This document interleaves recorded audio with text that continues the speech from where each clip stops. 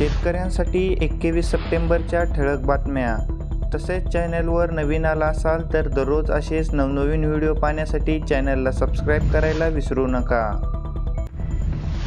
राज्यातील नुकसानीचे पंचनाम्याचे काम 78% पूर्ण. छत्रपती संभाजीनगर व बीड जिल्ह्यामध्ये 40%च कामे पूर्ण झाली आहेत. मात्र हिंगोली जिल्ह्यातील 100% पंचनामे पूर्ण झाले आहेत.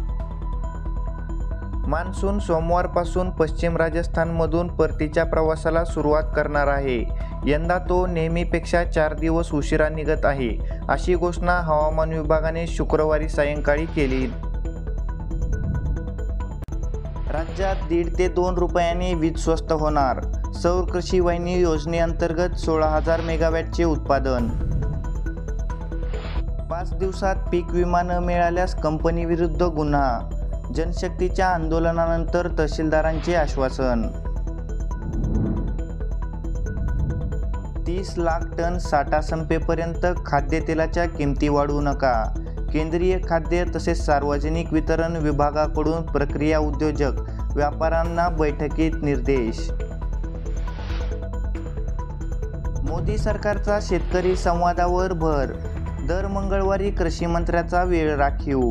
कृषी चौपाल कार्यक्रम सुरू करणार. बाजरीच्या मळणीला वेग. पूर्व भागातील शेतकऱ्यांनी जून महिन्याच्या सुरुवातीला बाजरीची पेरणी केली होती. देशातील दुग्ध सहकारी क्षेत्रातील कायापालट करण्यासाठी केंद्रीय सहकारी मंत्री अमित शहा यांनी श्वेत क्रांती 2.0 चा गुरुवारी प्रारंभ